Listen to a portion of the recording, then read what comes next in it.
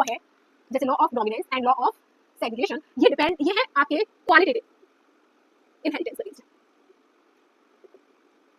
और जो हमारे इसके एक्सेप्शन है ये बेस्ड होते हैं आपके क्वांटिटेटिव इनहेरिटेंस पे। अब से एक पेरेंट का ब्लड ग्रुप हमें बता दिया कि फादर का जो ब्लड ग्रुप है वो ए है, क्या है ए, ऑफस्प्रिंग का क्या है, ऑफस्प्रिंग का ब्लड ग्रुप है ओ। अब हमें ये बताना है कि जो मदर है उसका ब्लड ग्रुप क्या है। तो हेलो बच्चों, welcome back to our channel JMS study with ease. ये जो है हमारा principle of inheritance and variations का नेक्स्ट लेक्चर है। इससे पहले वाले लेक्चर्स में हमने मोनोहाइब्रिड क्रॉस तक जो है कॉन्सेप्ट्स को क्लियर कर लिया था। मोनोहाइब्रिड क्रॉस में हमने जो है लास्ट लेक्चर में पढ़ा था मोनोहाइब्रिड क्रॉस। तो लास्ट लेक्चर में हमने मोनोहाइब्रिड क्रॉस में दो लॉज पढ़े थे। पहला लॉ था law of dominance.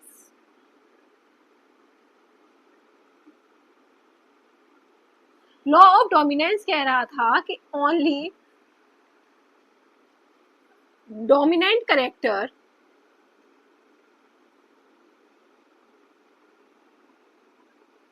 will express itself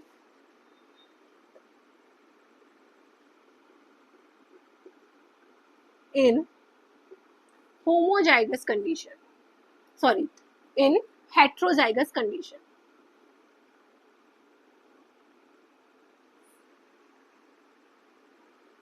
और इसके बाद हमने इस लॉ के दो एक्सेप्शंस भी पढ़े।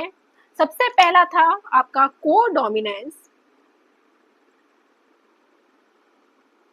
और दूसरा हमने पढ़ा था इनकम्प्लीट डोमिनेंस।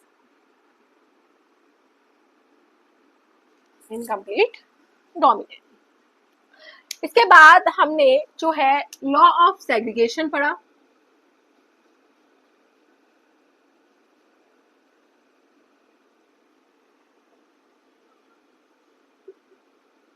या इसे हमने एक और नाम से जाना था law of purity of gamete.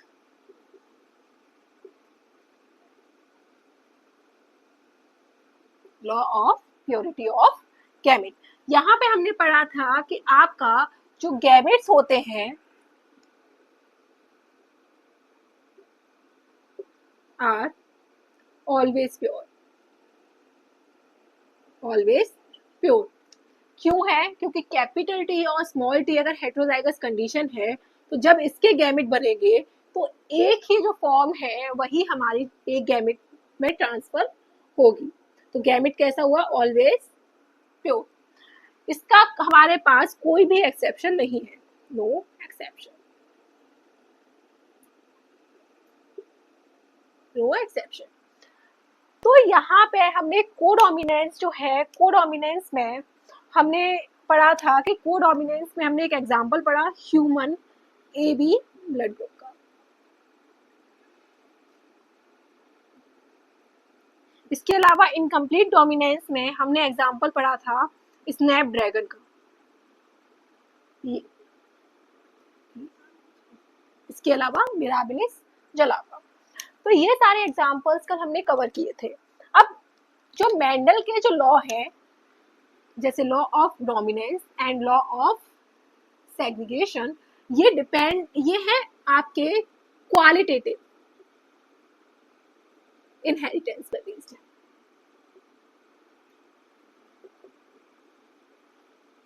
और जो हमारे इसके एक्सेप्शन है ये बेस्ड होते हैं आपके क्वांटिटेटिव इनहेरिटेंस पे।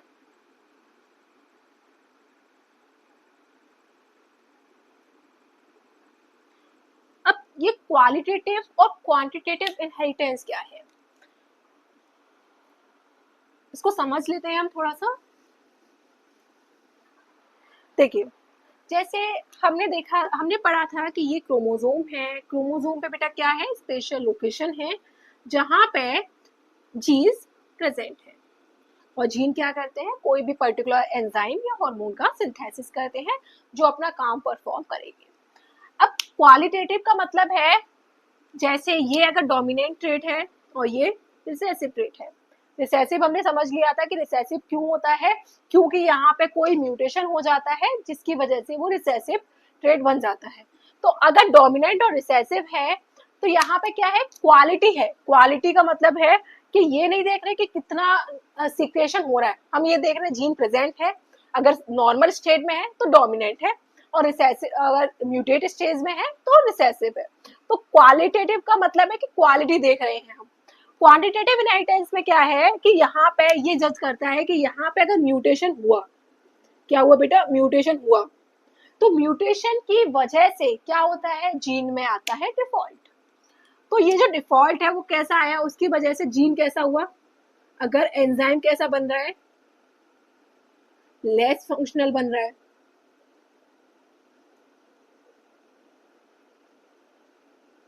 या नॉन फंक्शनल है, या फिर no enzyme form.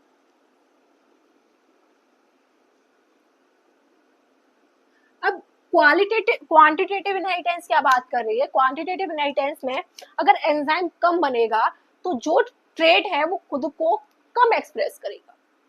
Non functional का मतलब है, नॉन फंक्शनल और नो एंजाइम में ये कंप्लीट रिसेसिव वाली कंडीशन है कि वो खुद को एक्सप्रेस ही नहीं कर रहे हैं। तो यहाँ पे कंप्लीट डोमिनेंस हमें दिखाई देगी, और अगर हमारा लेस फंक्शनल है तो हमें कोडोमिनेंस या इनकम्प्लीट डोमिनेंस जो ट्रेट है वो दिखाई देगी। अब कोड इनकम्प्लीट डोमिनेंस में हमने क्या पढ़ा था, हमने पढ़ा था कि एक रेड फ्लावर है और एक व्हाइट फ्लावर, इन दोनों की हमने मिक्सिंग की तो कैसा फ्लावर था, पिंक फ्लावर। पिंक फ्लावर क्यों बना, क्योंकि ये जीन खुद को एक्सप्रेस कर रहा था लेकिन कम अमाउंट में कर रहा था, जिसकी वजह से रेड और पिंक का जो, रेड और व्हाइट का जो इंटरमीडिएट कलर है वो हमें F1 जनरेशन में मिला। तो यहाँ पे जो हमारी क्वालिटेटिव इनहेरिटेंस है वहां पे क्या होता है कि एक जीन ही खुद को कंप्लीटली एक्सप्रेस कर रहा है, दूसरे से उसे मतलब ही नहीं है, अगर दूसरे में म्यूटेशन हुआ तो उससे कोई भी काम नहीं होगा। लेकिन क्वांटिटेटिव इनहेरिटेंस पैटर्न बात करता है कि कितने अमाउंट में दूसरा जो जीन है वो खुद को सिक्रेशन कर रहा है, उसके अकॉर्डिंगली जो हमारा कैरेक्टर है वो एक्सप्रेस होता है। तो क्वालिटेटिव इनहेरिटेंस पैटर्न में क्या होता है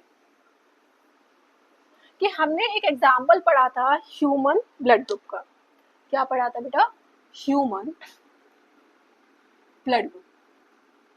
लेकिन ये जो ह्यूमन ब्लड ग्रुप है ये हमारा कंप्लीट डोमिनेंस,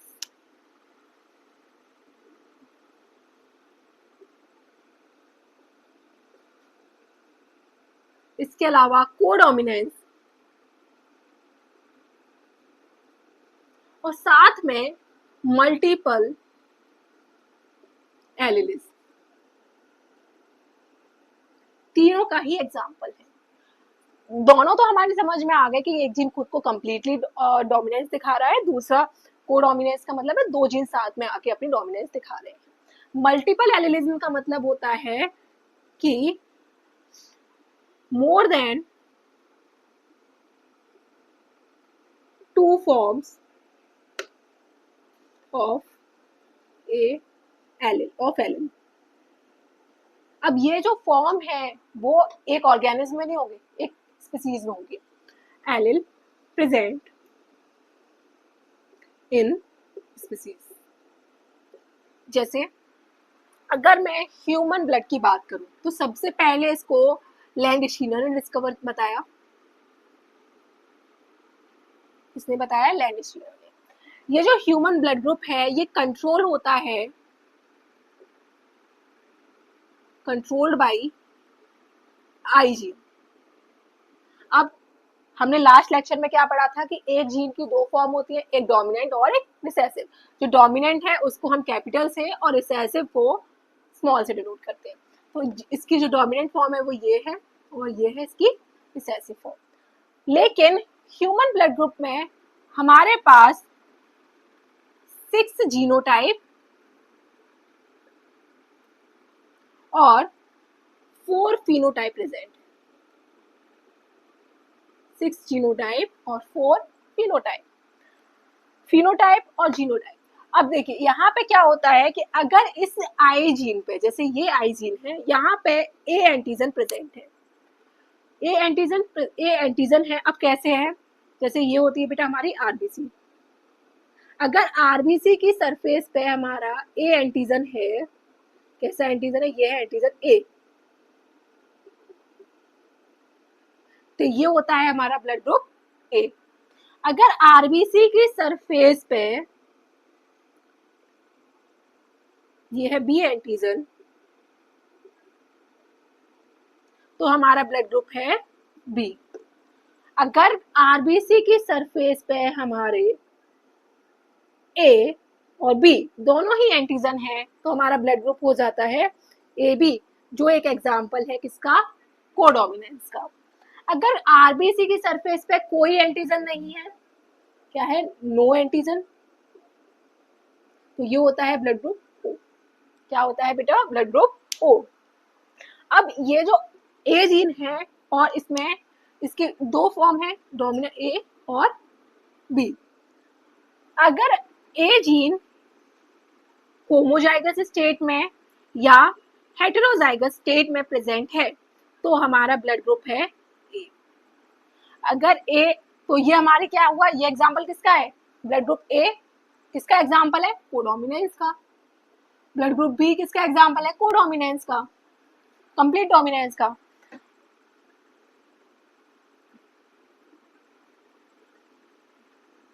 तो ये क्या है बेटा, बी। अगर यहाँ पे दोनों ही एंटीजन प्रेजेंट है, तो ब्लड ग्रुप हो जाता है ए बी। अगर कोई भी एंटीजन नहीं है, रिसेसिव स्टेट होगी, तो रिसेसिव स्टेट है तो रिसेसिव में क्या होता है, ब्लड ग्रुप ओ। तो यहाँ पे हमारा कोडोमिनेंस का जो एग्जांपल है वो है ए बी, और blood group A B O जो है वो मल्टीपल एलिलिज्म का एग्जांपल है, क्योंकि ह्यूमन जो ब्लड ग्रुप है वो 2 से ज्यादा एलिल कंट्रोल कर रहे हैं, आई ए, आई बी एंड आई। तो यहाँ पे ह्यूमन ब्लड ग्रुप जो है वो एक सबसे अच्छा एग्जांपल है आपका मल्टीपल एलिलिज्म का। क्वेश्चन ये पूछा जाता है कि ह्यूमन ब्लड ग्रुप के कितने जीनोटाइप प्रेजेंट होते हैं, तो 1 2 3 4 5 6, हमारे पास 6 जीनोटाइप हैं एंड 4 फिनोटाइप हमारे पास प्रेजेंट होते हैं। अब यहाँ से हमारे कुछ टेस्ट क्रॉस हमें एग्जाम में दे दिए जाते हैं, जैसे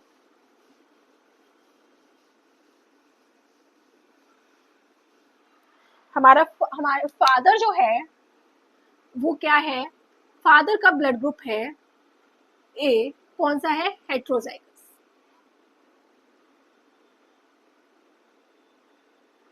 एंड मदर का जो ब्लड ग्रुप है बी, कैसी स्टेट है, होमोजाइगस। तो ऑफस्प्रिंग के पॉसिबल ब्लड ग्रुप्स हमें यहाँ से आइडेंटिफाई करने हैं। तो इसके लिए सिंपल हम टेस्ट क्रॉस परफॉर्म कर सकते हैं, सिंपल क्रॉस हम परफॉर्म कर सकते हैं। फादर क्या है, हेटेरोजाइगस है, मतलब ये वाली स्टेट है बेटा, या कुछ भी मतलब लिखिए। मदर होमोजाइगस है, तो क्रॉस कर लीजिए सिंपल, आई ए आई बी।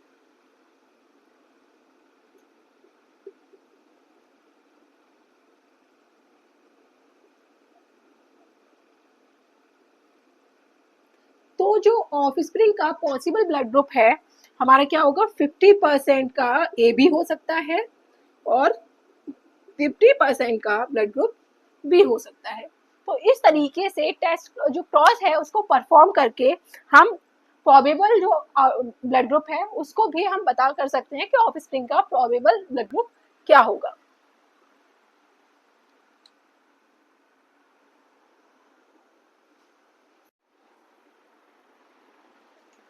अब इस तरीके से हमारे पास एक और क्वेश्चन आता है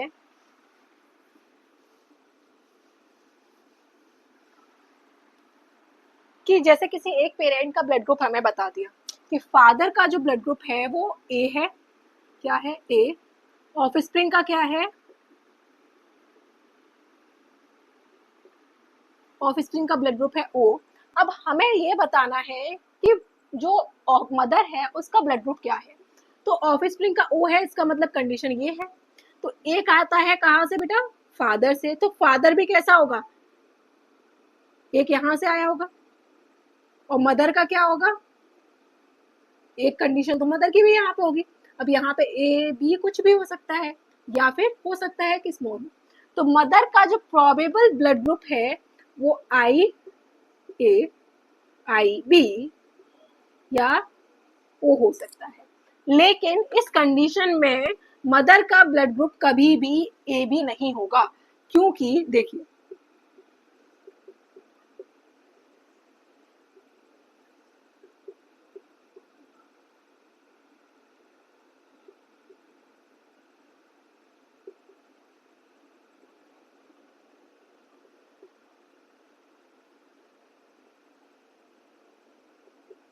तो इस कंडीशन में मदर का ब्लड ग्रुप कभी भी क्या नहीं होगा, ए बी नहीं होगा। तो इस तरीके से क्वेश्चन जो है हमारे नीट एग्जाम में या बोर्ड एग्जाम में पूछ लिए जाते हैं, तो उनको आप इस तरीके से सॉल्व कर सकते हैं।